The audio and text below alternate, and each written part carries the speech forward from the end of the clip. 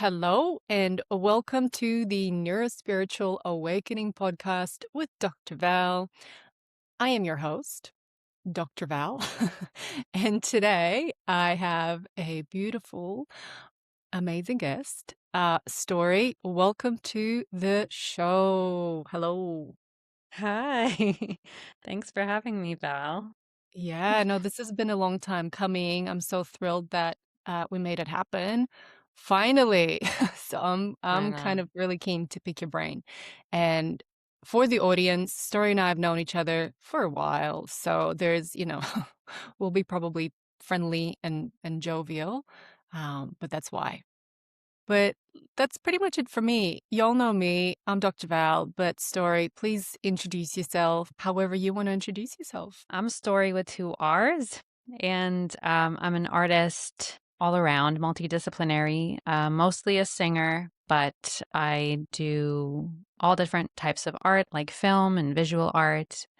And I'm also a survivor of trafficking, and I'm a speaker, and I'm kind of moving into more of that space lately. Yes, how exciting. I'm very excited for that. Given your life experience and everything that you just mentioned. All right. So listen, thank you. And as I said to you just before I hit the record button, this is really an opportunity for us to explore your flavor, or at least one of your flavors of the awakening process. When did you realize that, oh my gosh, this 3D reality is not all there is? And I know you've done the India thing and the travel thing too. And you do the 10-day Vipassana meditation, which obviously brings you outside of 3D, hopefully, or maybe it tethers you to the 3D. I don't know. I've never done it. So you're welcome to speak on to any of that, just so we can explore a little bit and then bring it back to, well, what now? Hmm. I mean, I think I've had many awakenings in my life. And so, and I really hope that I have many, many more. Um, so it's really hard for me to kind of distill one awakening alone, like to pick one that was the most important. Um, I would say there was a point in my life where it was a slow awakening during the time that I was leaving my trafficker. And that was a really big moment for me and a really big shift. But then there was another one when I did my first mushroom journey. And that Wow. took me on a whole other kind of awakening in a different sense of more of like mm, forgiveness, my place in the universe, my expansiveness. And then, I've had several awakenings, I would say, during my Vipassana meditation retreats. And every time I go, there's something new that kind of shows itself, you know? Mm. It's almost like a remembering in a sense, like you're peeling off these layers and the onion, every time you think you've gotten, you're like, okay, I've got it. Another layer gets exposed. So there's been many moments in my life that I feel I've uh, seen something that I hadn't seen before. And what's interesting is that I think we are a really cerebral culture, and we try to understand everything in a cerebral way, right? So many of us go to school and we listen to lectures and podcasts, and we we read books, and we just try to take in as much information as possible. But there is so much information to be had through experience. And so, for example, I always knew the term accept what is, right? You kind of see it on all of the coffee mugs and you see it on t-shirts. And it was only when I went on my second Vipassana meditation that for a brief moment, maybe 30 minutes, I understood what it meant to accept what is. to accept all of what is, and the beauty and the pain and the suffering and the horrendous things and all of the things. And it was the most unbelievable, I think, moment of my life.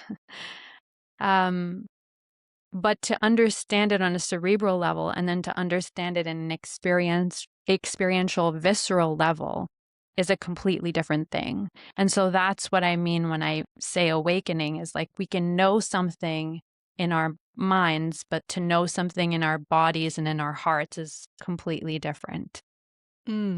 Mm, yeah, I mean, it's great that this conversation's taken this turn because I've had this conversation before with different people. It kind of weaves itself into the episodes somehow, right? But it is a thing. Like the experience is so different from knowing. And I just caught myself literally yesterday or the day before in this acknowledgement of I'm addicted to knowledge. Like, duh, I've got a fucking PhD in neuroscience. Like, who does that? Like a person who's heavily committed to studying all that shit too and exploring, but also addicted to knowing. And especially with what's going on in the world right now, I've interviewed a bunch of SRA survivors on this podcast, satanic ritual abuse survivors, and I'm like, oh well, they're displaying only a part of the thing and there's so much more and I want to know more. And it's like, what the fuck? Like, just relax. Knowing actually at a certain point makes no difference. Knowing at a certain point actually makes no difference.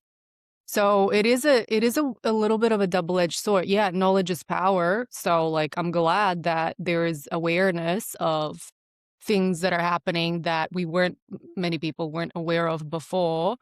And you have an awareness of the world of trafficking to a deeper extent than most people, or than me for now, forever hopefully, but like who knows.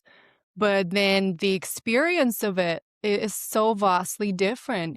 And us talking about, that moment that you had in your Vipassana meditation, the awakening moment, is still us talking about it. It's it's not it's not, this moment is not here now, right?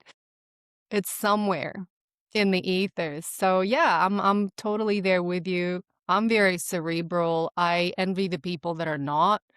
And and yeah, and hey, and also the fact that the human brain's very limited in actually understanding a lot of things is also pretty funny. Because as addicted as I am to knowledge and finding out, it's like some shit I'm just never gonna understand, and I have to quote unquote accept it. I like the quote unquote because trust me, I think, I mean, we're all cerebral, so I don't, I am as well. It's just that I'm trying to be more in my body and I'm trying to um, understand that wisdom because, you know 90% of what we do is subconscious and only 10% of what we do is conscious. So you know that we're operating on a whole other level. And I think, this thirst for knowledge, I love it. Like, I think it's a curiosity for life and I think it's beautiful.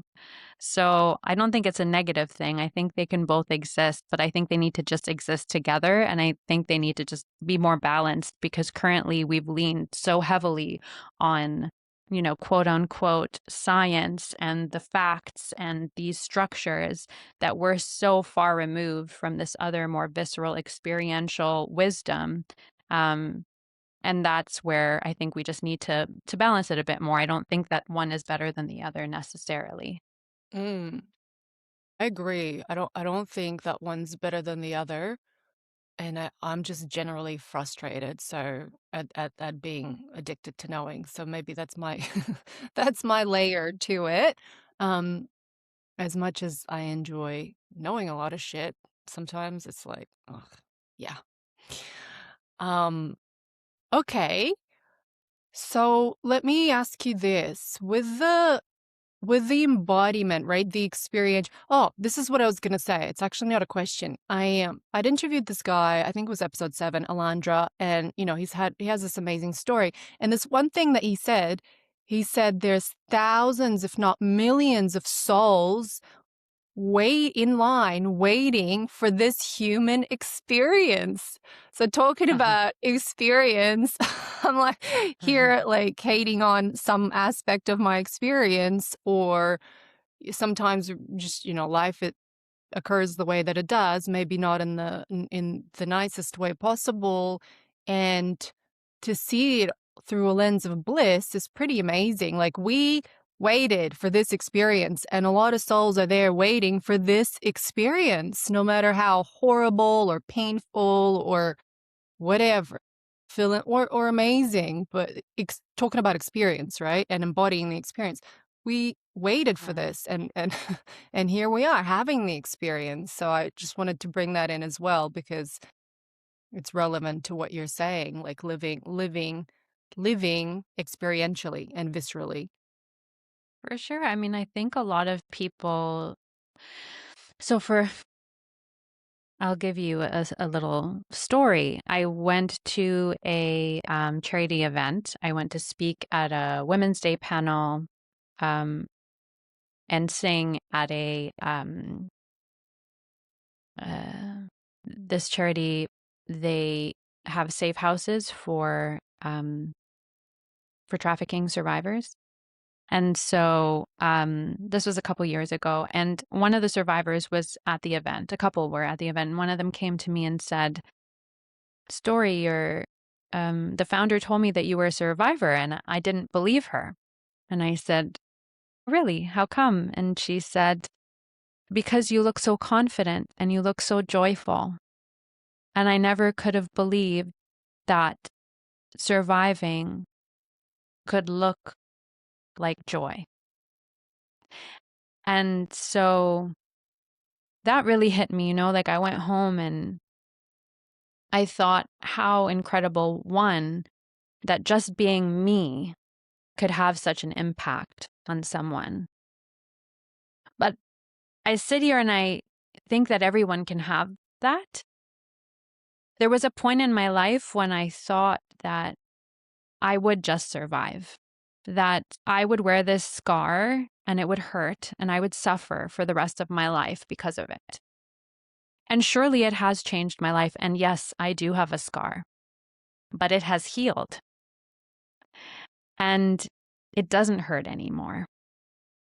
And there was a point when I actually forgave my trafficker, not like to him, but inside myself. Like I don't think of him and I don't hold anger. I don't hold upset. I actually have compassion and I feel a little bit sorry for him. And I know it sounds like spiritual bypassy or whatever, but like it's real. Like I'm not making this up. And it took me a long time to get here. I wasn't here in like 3 seconds. You know what I mean? Like it's been nearly a decade of working really fucking hard to get here. So, oh, sorry. Can I swear or not? I don't Yeah, yeah. I think know. I swear all the time. Okay, okay. I asked what a bit like 20 times already. So yeah, you can.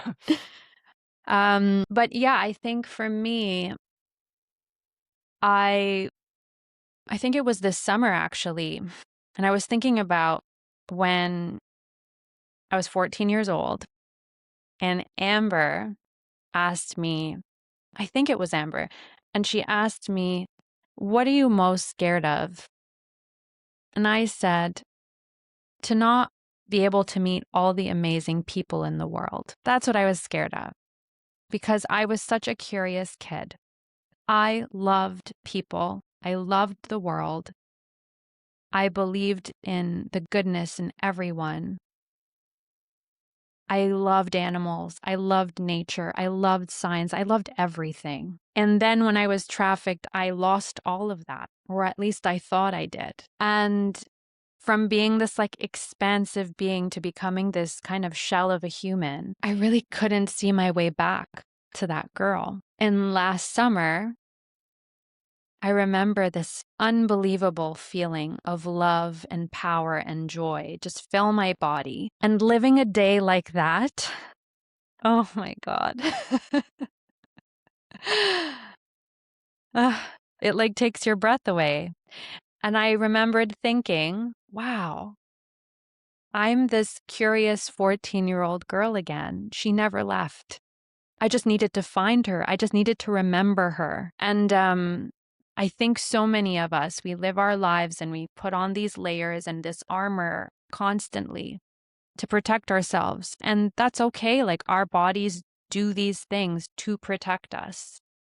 Um, my body had all these kinds of coping mechanisms during the time that I was trafficked that I, in a safe place, they seem crazy, but in that space, I needed to have those things in order to survive. And so I had to thank those parts of myself as I was taking off those layers and saying, thank you for protecting me, but I don't need you anymore. Mm. And that's when you realize that, like, you're always you, that no matter what happens, you're always that essence. And also you can be anything you want. So I don't know. It's really been an incredible journey. And I feel I'm in a place in my life right now where I want to share more of that journey with people and the tools that I've used to go from having PTSD, being depressed, being anxious, um, having so much trauma and distrust in humanity and in my own body, like being literally completely numb to my body because I did that job completely sober. I didn't drink, I didn't do drugs. You know me. And because of that, and not wanting to feel people touching me, my brain did that work for me. It turned off eventually. And it took me years to be able to feel my body again. And so I come to this place and I'm like this expansive being. And I'm thinking to myself, I want everyone to feel like this, you know? So I'm kind of trying to break down the path and build a little toolkit for people to eventually be able to share this information on a bigger scale. Beautiful. I mean, what a service to humanity, and really exciting, like really, really exciting, courageous, and all of the above. And it's like a different lens that people maybe haven't seen you through. Maybe you haven't seen you know yourself as a teacher and all that, and you have impacted thousands, if not million people worldwide through the things that you've already done, or not really, just by being you ultimately. But then there's this different kind of new adventure. Yeah, that's really cool. That's really cool. And ultimately, I think that's where the world is moving, is like, how can I be of, or at least my world and the people in it, how can I be of service to for the greater good of people, you know? So here we are on this podcast. I'm like, okay, I'm a neuroscientist. I can do this, right? And I'll talk to people, can relate it to the brain, blah, blah, blah. But then I'm also like really into spirituality and the fight and all these different realms and all that shit. So I'm just like, oh, well, talk about that too. And maybe it'll make a difference to people. And yeah, I, it's cool. It's cool. And I love it. So I'm loving that you're, yeah, stepping into this new era of your life, I guess. Hmm. Yeah. It's a weird thing, in transitions. I always say to people they're always really difficult, but they usually lead to the most exponential growth. And Yeah. I'm trying to sit in that uncertainty right now because my whole identity was being a singer. And I think I'll always be a singer, but I think the way that I'm perceiving myself in the world, um, is more of a, I guess maybe thought leader or healer, or I'm not sure. I wouldn't say a healer. I'm not. I don't want to go that far. I don't like terms like guru and stuff like that. Like, Oh, I'd go I I'd don't. go that far. I mean, I'd go that I interrupt people in my podcast, so sorry if you're listening, you're like, It's "Stop okay. talking over the guest." No, no, I've had people comment before, like, "Stop talking over the guest." Fuck you, it's my podcast. So I'm gonna talk over whoever I want to. But in all seriousness, I just had this like, no, you are a healer, not a guru, but you're a healer. So I've tapped into all these like numerology. People that listen to the podcast know that I'm obsessed. You're a 39-3 life path. Okay. Just to let you know, like if you add up the digits of your birthday, you're a 39-3 life path. And the 39th, the 3 is the throat chakra. No one, like, of course. Yeah. So you lead with the 3, with the throat chakra. So no surprise, you're you are a singer. And and then followed by the 9. And the 9 is the healer. So you heal people through the throat chakra, whether you do it through the singing. And by the way, if you're listening, I forgot to mention that the intro to my podcast is in fact Story's song. Oh. And the outro as well, who she's generously allowed me to use that, but that's the voice, and your voice is very healing. Like every time I listen to your sing, I get goosebumps. And some people who are woo or believe in spirituality, they think that that's spirit going through you when you get goosebumps, right? That's like spirit saying yes. Like, and I get that every time you sing, and I'm sure that so do most people. So you definitely like that a channel for that. But the nine in your life path is the healer. So yeah, I'm like, what you're saying actually resonates with numerology, which is, kind of the energy of numbers, if you will. I'm really fascinated by all that stuff. So yeah, that's my little Cool. spiel about that. So I think you're following your true life path. Of course, we're not limited to to the numbers that we're born with, but it always helps to at least, yeah, to be aware. Yeah, that's very interesting. I don't know much about numerology or astrology, so I always love it when people break this stuff down for me. I'm like, It's great, please tell me. it's so listen, I don't know Look at you. much. Yeah, I don't know much, but I know a little bit, and it's just fascinating. I think with numerology, I'm just so excited by it and the resonance it has because it's quite mathematical because it's numbers, but then it also has energy. So I'm like, yeah, it fills both of my curiosities, right? And also the 3 is the number of the curiosity as well. So I'm not I'm like, of course you're curious. And the 3 is also the sunshine number. Everything that you described when you were 14 and returning back to yourself is definitely a definition of the 3.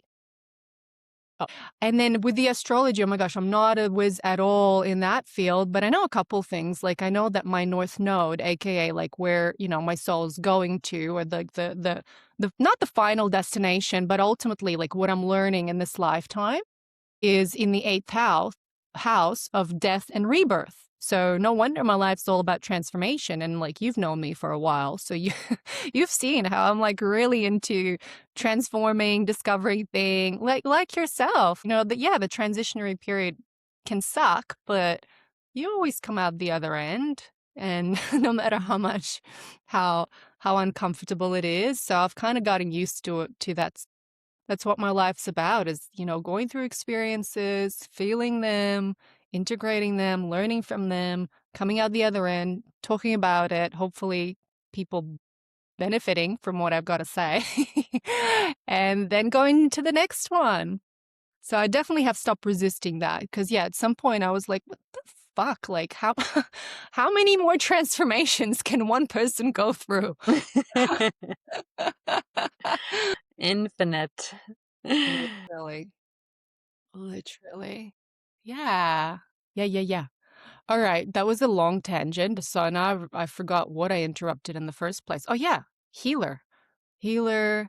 So you don't wanna that's right, this new era of you're not just gonna be you're not just gonna be this amazing singer, you're also you're also gonna be healing people in this whole New way. Ooh, very, very I mean, I've interesting. already done a lot of speaking work, and I started out doing it because basically what I did was I was doing a lot of musical performances, and I would tell my story in my musical performances. And then people would come to me after and they would disclose a lot of really personal information, some stuff that they'd never told anyone before. And I mean, honestly, when you start doing stuff like this and you start seeing how rampant trafficking, when you think of trafficking, you think I'm like this anomaly, but I'm not. and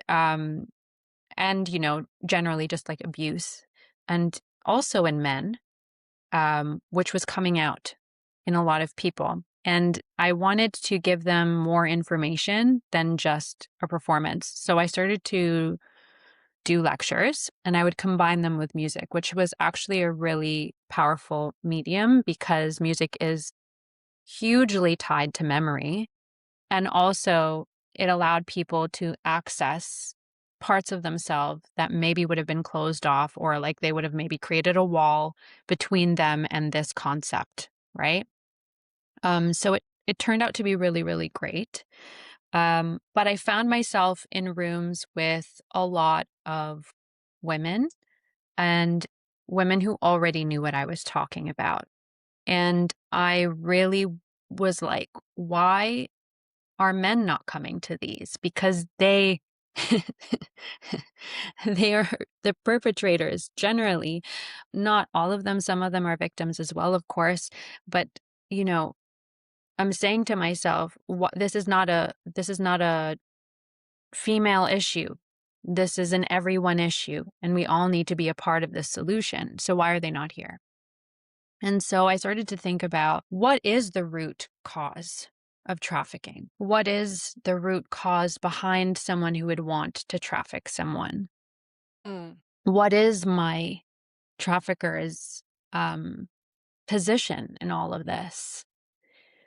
And it's really, it's so, the way I'm going to say it is so simple, but it's really about power and their lack of it. And so, when I got out of trafficking, mm, when I escaped my trafficker, got out of trafficking, when I escaped my trafficker, I used to narrativize it in the way of saying he had power over me.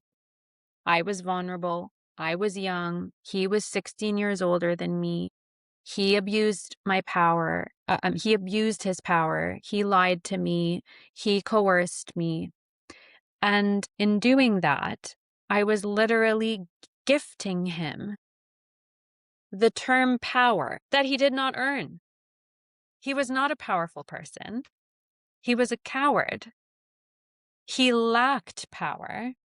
He Mm. lacked life energy, and he needed to steal it from other people in order to feel good about himself. Yeah. And I'm thinking to myself, I'm putting him in this place, this position, and I'm calling him a powerful person, and I'm calling myself a victim and vulnerable.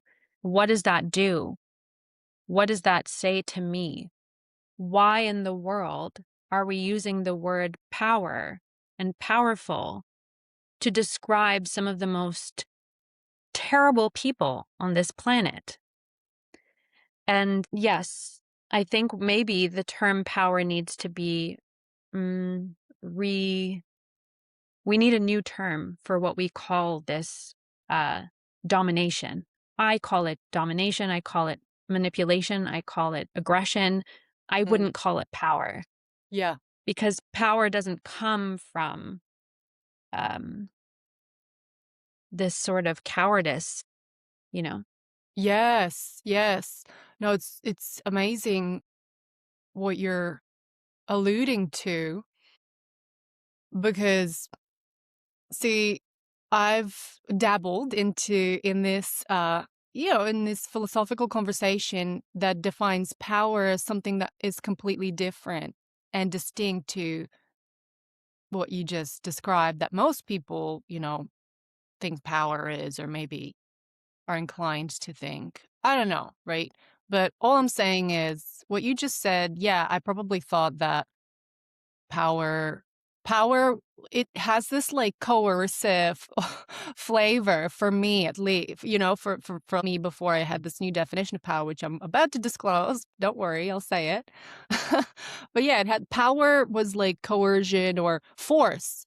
Like, it was linked to force, somehow forcing my will over your will or, someone's will over another person. Like, that was like force. However, this new definition that I learned is power is our capacity to turn intentions into results with velocity.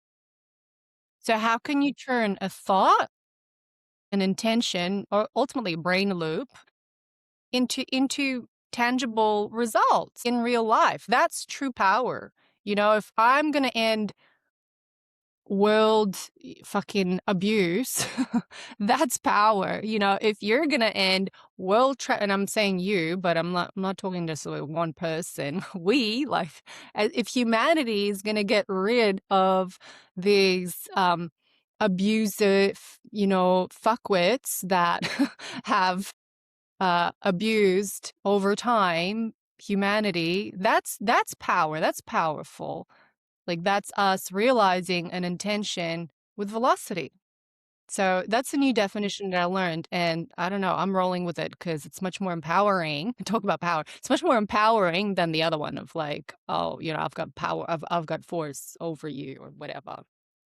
Mm. Well, yeah, because that's what the patriarchy has taught us that power is, right? It is this idea of force. It's the idea of conquer and aggression and kind of pillaging through life. And that's not powerful. It's generally generates from a place of lack, a place of scarcity, an idea that power is finite. But when you have internal power, it's infinite, it's self-generating. It can't be de demolished, it can't be gotten rid of, you know? It's similar to love, like, when you think about it, right? Like, you have your first child and you love them, and then you have your second child. Do you love the first one less? No, you don't. You have more love now. You can give more love. Love is infinite and power is similar. But when people don't have internal power and they're always looking for this external kind of patriarchal power, which is this idea of force and aggression and manipulation, then they they can't understand, because everything that they are searching for to attain power is actually, it is finite and it can be taken away at a moment's notice. So say they're a powerful head of a company and they lose that job. Oh, they're not powerful anymore. They have all this money and all the stocks go down. Then they don't have money and they're not powerful anymore. Well, is that power if it can be taken away? But that is their definition, and that's what they keep trying to go after. And so you're seeing all of these people, you're seeing these presidents and these heads of companies, all these billionaires who are have taken over the world by, you know, Yeah. stealing from everyone. And you see that they're still not happy. You see that they're still not fulfilled because they've believed in this mechanism of more and more and more and more and more so that they can feel powerful, these constant dopamine hits. And it's because they're so empty inside. So if everyone was able to find that fullness and that power within them, then I don't think any of this would be happening. I think the world would be a much better place. And I say this because I feel like I lost all of my power at one point. And there was this kind of dim, tiny, mm, like a amber, like a ember, like one of those little tiny little things that was still in there that I was able to ignite. And slowly I fed that flame. And it grew and it grew and it grew. And it was precisely because I couldn't have anything or I didn't feel like I could have anything. So I didn't accumulate things. I had to find the source of my joy and my power and my healing within myself. I didn't even have mentors or guides or people to really help me through this process because I didn't even know what I was experiencing. So much of my life was just me figuring it out. And I feel so blessed because I'm now in this position to go, I feel like one of the richest people in the world, and I don't have any great things. Like I'm not rich, I'm not famous, I don't have a big house, I don't have, you know, all the things that someone would perceive as being rich, but I feel extremely rich. Mm, And now if I have all those other things, great. Like that's cherry on top, but I know where my power lives and where it comes from. And it's not to say that I feel powerful every day. I don't, you know. Um let's not, pretend like I'm like this perfectly healed human. I'm not. But now that I know it exists, I know that I can access it again. And so there's a calm in me if I do feel anxious or I don't feel very grounded or I don't feel very powerful that day. I know that tomorrow is a different day. An hour from now is a different hour. Um, we moved this podcast and I was like, "Oh, maybe tomorrow you'll feel better," I said to you. yeah, yeah, yeah. And you said, "No, I won't." And I was like, surely she might, but it's okay. We'll move the podcast." But, I believe that. I believe that every moment is a new moment. And so I can literally be crying my eyes out, feeling depressed 10 minutes ago, and then be giggling and feeling like the world is uh, unbelievably expansive 10 minutes later. Mm. It's incredible. Again, the bliss and the gift of this existence is something that you just said. That's right, moment by moment. Somebody said to me, "Forever for now." This experience. Sometimes when you're deep in a hole, you're like, "Fuck, man, this is real bad," and it seems like it's gonna last forever, but it's just for now. And then the next moment comes, right? And then and the next one after that. It's pretty amazing. It's pretty amazing, and how our mind or our brain tries to compact it into a linear timeline is pretty primitive as well, but hey, whatevs. I'm not gonna, I'll stop bagging our biology. Yeah, it's how we understand life. We have no other choice. Right, right, or just choose that. Choose that's how we live, or that's how our biology, allows us to experience time is in a linear fashion. Mm. Um, and then, yeah, I wanna bring this new definition of power or being empowered to your neural loop level, like, neuroplasticity and all that. If you're someone who's been disempowered for a long time, that loop is just the most comfortable thing for the brain to use, yeah? Because the brain's an energy hungry machine. It doesn't want to form new pathways. Oh, that's the one I used last time, so we're just going to keep using it, right? And then when something's got to change. Something's got to shift here. And then you start to, as you said, you start to having these experiences of being empowered at the start. It's very a rare occurrence, but at least you're aware of it because it's starkly different to the way that you've lived your life prior to that point. But that's how change, that's how neuroplasticity happens on a brain level. You start to grow new neural pathways, and the brain's like, oh, no, no, no, no, no, that takes a lot of energy. I don't want to use this new pathway. But then you use it again and then again and then again, and that becomes the new behavior or feeling of being empowered. And then when you wake up in the morning, it's just easier to access. So, yeah, neuroplasticity, the brains are amazing at the same time. As They lazy are. as they are, they're also amazing. I mean, I would really love to pick your brain on a lot of these things that, and to put kind of this neuroscientific validity to some of the theories that I've been thinking about, actually. Yeah. And Um, I mean, once my podcast is more up and running, I would love to have you on it, of course. Yeah, I was gonna Um, say, invite me on the podcast, ask me all the questions. I don't invite me please. tomorrow if you like. I don't care. I would Invite love that. Yeah. Um, but yeah, what I wanted to say was, um, whenever I do my Vipassanas, I feel like I'm doing brain surgery on myself.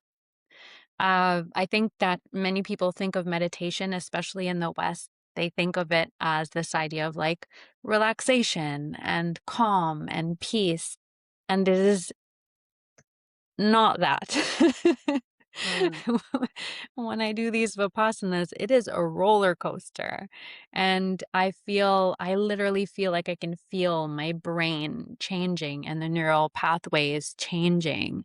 And I'm moving from way of being to another way of being. I remember um, there was one time, it was I think it was my third Vipassana.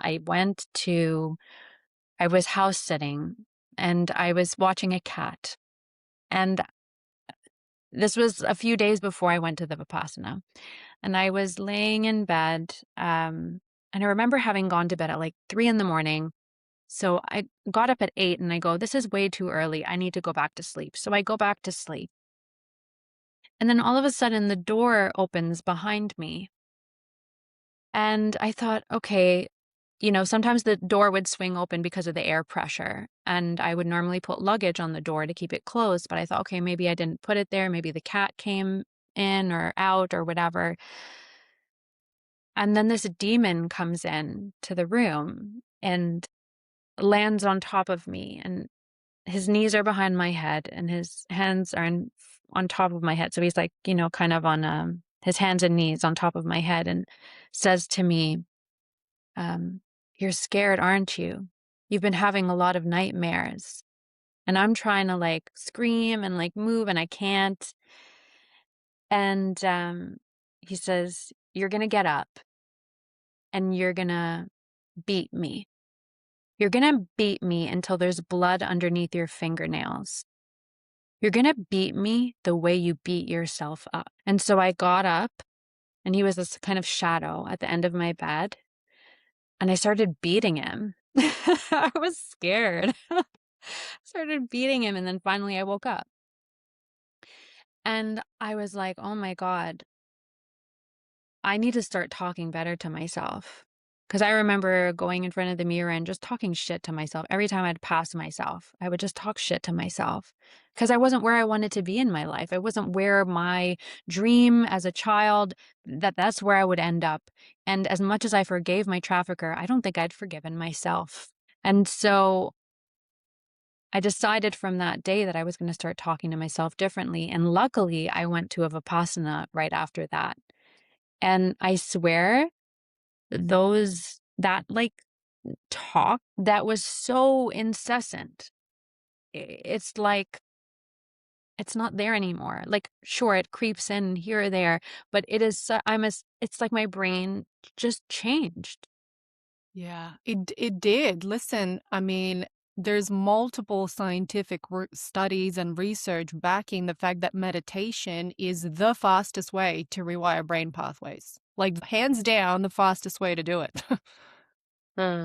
So I appreciate not many people like it or want to do it, but dude, if you want to change your brain, you want to do it fast, go meditate. Like, that's the reality of it. 100%. I keep telling people, I'm like, always talks about like mastering their mind and they do all these courses and they want to play chess and they want to do this and they want to do that, and I'm like, well, here's a meditation course and it's free, why don't you do it? And nobody does it. I'm like, guys, it's free, and they won't do it.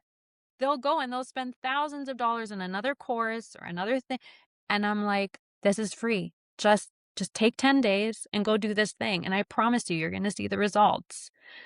um that's why I keep going. But another amazing way to rewire your brain, but it's a less I think it's a bit of a cheat code, but it's and it's less predictable, in a sense. I mean, when you do your meditation retreats, it's not predictable either. But I think there's like a pathway, you like it's you and you're digging, and it's coming from your internal source. And then, there's mushrooms. And I think for me, like my second mushroom journey was extremely powerful. It was very scary. So I haven't done it again since, because it was like really bad. Like I was screaming and crying, and it was really, really bad. But I had been crying for probably 2 or 3 months every single day prior. I was in a severe depression. It was during, I think, the first year of COVID. And um, I mean, I had suffered from depression because of, being trafficked and such, but this had come on quite hard again. And like to the point where every day I thought my partner was going to leave me, because I was like, there's no way anyone's going to want to stay with someone who's like this miserable. And I did the mushroom journey, and literally the day after, my depression was gone. Mm, I I haven't had depression since. And it was replaced with existential anxiety. For 2 years, I suffered from very bad anxiety. mm. So it wasn't here it's gone. Now you're good. Like now I had anxiety that I had to deal with, and Vipassana helped me deal with that anxiety. Yeah. But it was magic. Yeah. It was magic. Yeah, of course it was. It was magic mushrooms. I mean, yeah, what'd you think? But yeah, yeah, yeah. No, hey, I hear you. Listen, plant medicine obviously it has a place, and I've experienced the magic of plant medicine, and I've shared about it on the podcast, episode 1, in fact, and multiple others. But the thing that I want to say is it is important which space, who the facilitator is, have they done the work? Because otherwise you expose yourself to everything when you're that open, when you're using plant medicine. If you're with people who shouldn't be really facilitating those kind of things because they're themselves broken, that's not going to lead to very good results. So what I'm saying is 100%. I'm all for it. However, it's not the only thing you need to be doing, and you really need to take care and do your research and whatever you need to do to actually, yeah, to make sure that you do it and appropriately, if that makes I sense. agree, and I also think in nature is ideal as well. Um, Ideally not in the city, in a house. Oh my gosh, that sounds like a terrible trip. My goodness. No, no, no. When I did mushrooms, I did it on an uninhabited island in the middle of the Sea of Cortez, and there was bioluminescence in the water. So you can just picture how magical that went. That was amazing. All the signs that I ever knew started to make sense in my brain. I was like, these people must have come up with these theories whilst they were on mushrooms. There's no other way. It definitely, I mean, look, psilocybin is a therapy these days in a lot of places around the world, Mhm. and of course, there's a lot of mushroom medicine in Scandinavian tribes, Russia, places like that, and they've, the people culturally have used that over time to heal. So, hey, I'd go for mushrooms over Xanax, but then again, you do you. Mhm. It's all about us and living our experience as well. I think every experience matters and is important because, hey, we came here to experience. For sure. For Mm. sure. I think plant medicine is really powerful, and like you said, I think it's really important to do it at the right time with the right intention and with the right guide. Um, and yeah, like when I say I feel like it's a cheat code, I think it's more that it's like it's something that is less it's not like it's a tool that you can then carry on every day like meditation is, you Yeah, know? I mean, yes, because then that's right. Where are you then? That's it. I had this incredible psychologist on the show a couple of sessions ago. I don't remember which episode that was, but anyway, she yeah, she said pretty much, listen, all these journeys, all that great, like, 'cause she deals with people who go to these ceremonies and then they it's not a good after effect because they don't do it with the right people and they just end up really fucked up, for the lack of a better clinical term. Um, so no, you gotta be doing the work. Like, you gotta be doing the work. She's in the world of therapy but your own work. You gotta be doing your own work. You can't just do a mushroom ceremony here, there, everywhere, and then be like, "I'm fine." 'Cause A, it's not sustainable. Because then you're literally an addict. You're not operating in this reality, at least. And then, yeah, it is a bit of a cheat code, but there's a place for it. Hey, you said it. I've said it. I've experienced it. There's definitely a place for it. Mhm. I mean, I would definitely have traded my depression for the anxiety. I was happy for it. Like, I much preferred having anxiety over the depression. Again, the bliss of human experience. Yeah, you get to choose. I've been listening to I know we're gonna wrap this up soon, and then I'll come on your podcast, and you can come back on this one. We can keep jamming, but I wanted to say I've been listening to a lot of NDE stories, near-death experience stories recently, just whatever. I'm fascinated by all sorts of stuff. And a recurring theme in all of them is, well, most of them is the people, it's like we get to choose. We actually get to choose before incarnation. We get to choose if you're into incarnation, but that's what and I'm relaying what I'm hearing in their stories is before incarnation, you get to choose the lessons and then again it's much different experiencing the lesson than choosing to experience the lesson. Probably I was like, really, I chose this shit. Some of my experiences, but yeah, it's the we choose this and here we are, and it's the beauty of experiencing it. Anyway, I'm telling myself that because I think I'm currently in some sort of brain reprogramming thing where I'm learning Mm, stuff about experiencing life. Yeah. yeah, I think that's beautiful. I had a friend once say that, she was abducted by aliens and that they told her that, we choose the people that we're going to meet and the lessons we're going to learn, and that, these people that do these terrible things, like my trafficker, are actually my friend in this other realm, and that they have gifted me their, their life experience in order to teach me those lessons. They've, like, sacrificed their life experience so they could teach me those lessons because and it kind of I sat with it for a little bit because there was this idea that, like, narcissists and sociopaths, they can't really feel empathy and they can't feel love, and I thought, what kind of life experience is that to never be able to feel love Mm. and true joy in this lifetime? And it is a sacrifice if that is the truth. You know what I mean? If they were truly my friend and they sacrificed their journey on this earth to teach us these lessons, I just thought it was really beautiful. And regardless of whether it's true or not, because the idea is we're never going to know, right? And so I kind of believe everything and nothing at the same time. It's like we don't know. And so, sure, that's a possibility.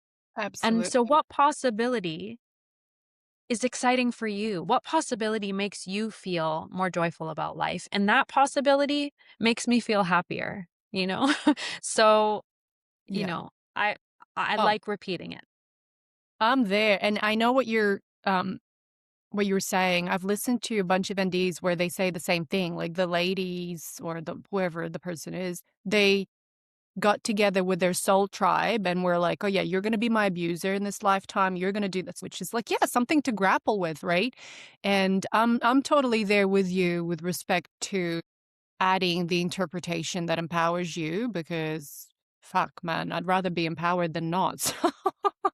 And it is all up for grabs. We can say this is the truth or this is the truth. Like ultimately, it's all up for grabs. As you said, we're never gonna really know.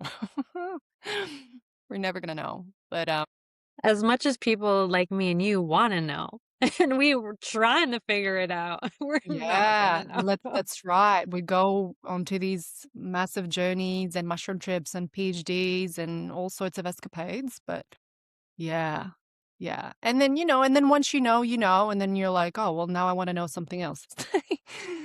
Yeah. Alright. Well, hey, what a expansive conversation this has been.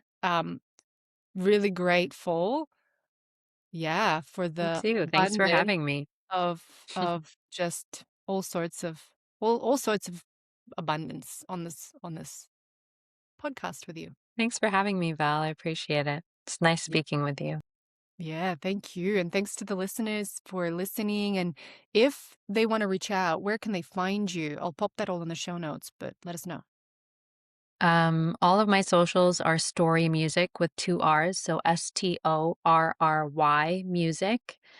And I have just started my podcast, The Human OS, and OS stands for operating system. But you can find everything on my Story Music page for now, or storymusic.com. Excellent. I'll pop that in the notes. Again, thank you. And thanks to the listeners. If you're into this, like, share, subscribe. You never know whose awakening journey this might contribute to. And till we meet again.